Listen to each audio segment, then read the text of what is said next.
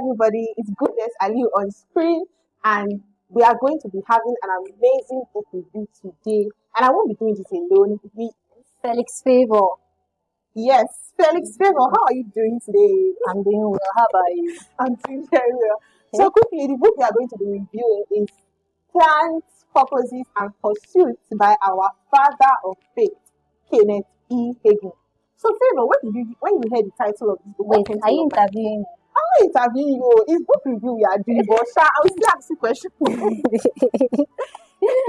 Okay, the timely book we need in this season, because it entails of many things as believers we need to know, as ministers of the gospels, as pastors, as different areas, we need to know those things. So it is important.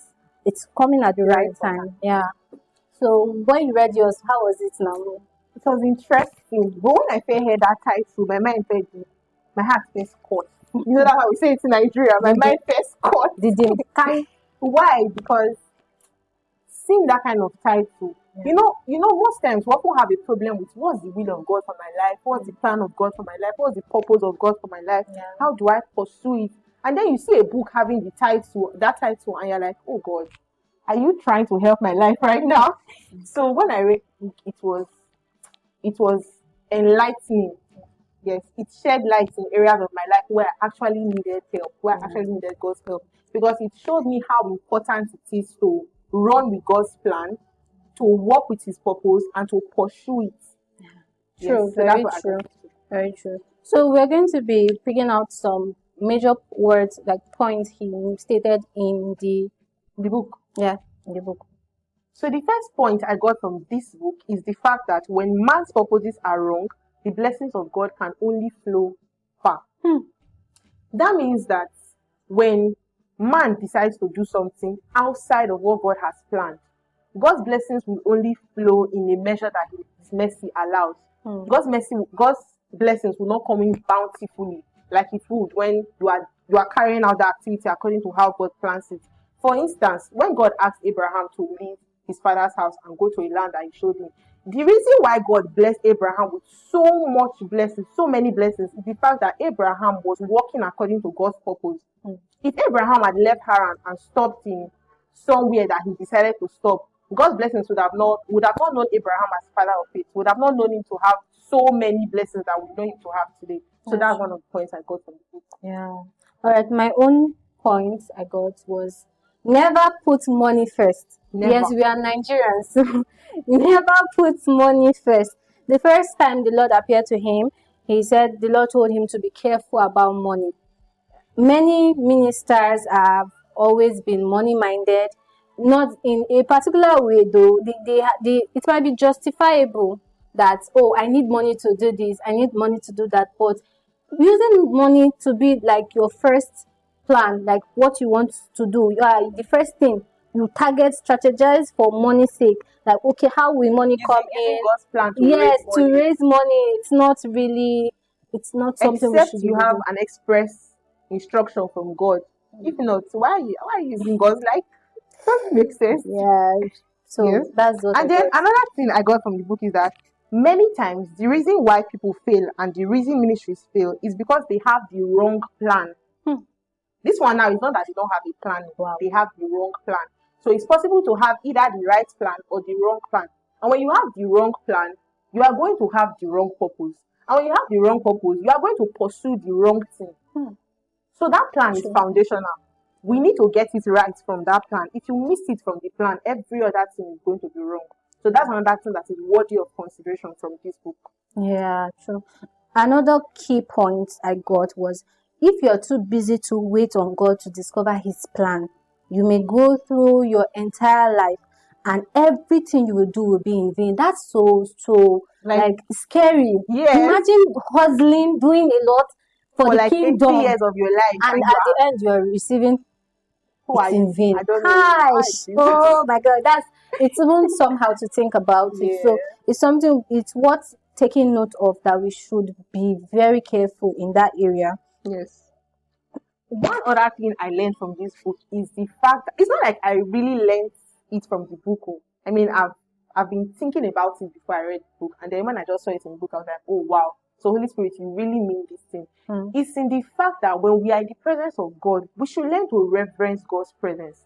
Personally, I have a problem with youth in general, because we come to the presence of God and there's this irreverence. We don't really look at the things of God as sacred. We don't look at them as holy. We just feel like we can come to the presence of God and play. Let me give you an instance. For example, now there is the move of the Spirit in a gathering. And then the next thing you know, you see somebody bringing out his phone to capture. Like, what exactly do you want to capture? Content. Content, exactly.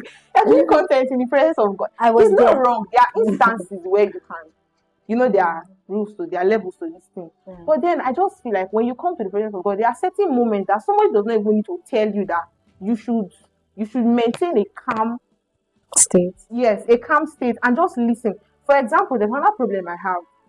Sorry, I'm saying my problem. In relation to the book is what I got. Sometimes we can be in a church meeting and then a man of God is giving rema. As we like to say, it is spitting fire. Yes. And then before you know, somebody just jumps up. Right on, Papa. Right on, I actually have a problem with that thing. And from the book, Kenneth Hagin also has a problem with it, because it doesn't show that you're walking in line with the Spirit of God. From there, what me I've seen most of the time is that from shouting that right on, Papa, the person will now turn to his neighbor and start discussing. So service is going on. The man of God is dishing more rema, but you have cut yourself off from the service because you had the wrong attitude. So whenever we're in the presence of God, we must revere His presence. Otherwise, we just be depriving ourselves of the blessings like that. It's in line with what I wanted to say as my next point, that it limits the demonstration and manifestation of the Spirit. So you cut the flow, and thereby you can be the one missing out. It can be another person that you entirely distracted. Like someone you don't even know, their mind, they are trying to focus and stay focused on what the preacher is saying to get the message that is coming to them, and just say right down, they just turn, and that's all. Yes. Like, I can be very dramatic in my thoughts. How I reason these things is the fact that somebody can be in a meeting now and the Holy Spirit will just walk towards you and he wants to pour oil on your head. But then you just hear one rema, you just stand up, you are distracted. The jar is looking like, see the person. The bottle is on the floor now. Oil spilled. What are we going to boil? So yes, we have to be very careful when we are in the presence of God. We should maintain an atmosphere, maintain a disposition that shows that you actually know why you are in the presence of God and you know what you came there for. It's all in line with God's plan, His purpose, and what we should be pursuing as believers. Yes, that's very true. I have something I want to just chip in. It might be just my own listen. I saw it in the book. The writer stated it that applause, like clap your hands for Jesus, and then or you are dancing in like David dance, Ari dance, like David dance, all those dance and all is not really right.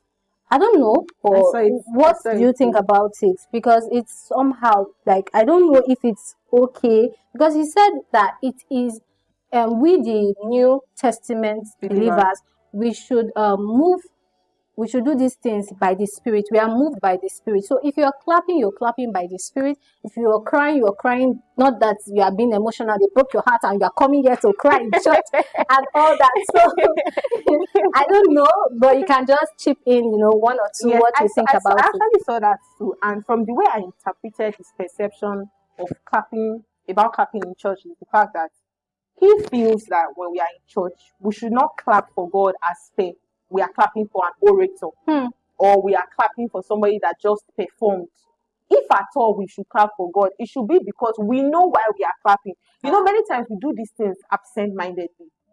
The choir just finished ministry, and then so that we can just usher the pastor in, just clap. Or we'll make the choir feel like they did something well. Yes, that's the thing. So he's trying to make us understand that as much as we are clapping in church, it should be by the Spirit. And how should it be by the Spirit? It should be by the Spirit in the sense that you are clapping because you have a revelation of why you are clapping. You are clapping because you know that God did not just entertain you. He actually dropped some blessings for you. And so you are clapping as a sign of worship, as an act of worship by the Spirit of God and not absent-minded. True, very true. You can do well to drop your opinion and your comment. Yes, in the comment section. Questions too about this book. Try and read it. It's just 162 pages. Within 2 days, you're done. please try and digest the words written there, and you can drop your view about some certain things. We'd Thank love you to very hear much. from you. Yeah, very well. We're And with anticipating. that, we have come to a wrap up of our book review. Thank you so much for watching. Thank you. Thank you for listening. Bye.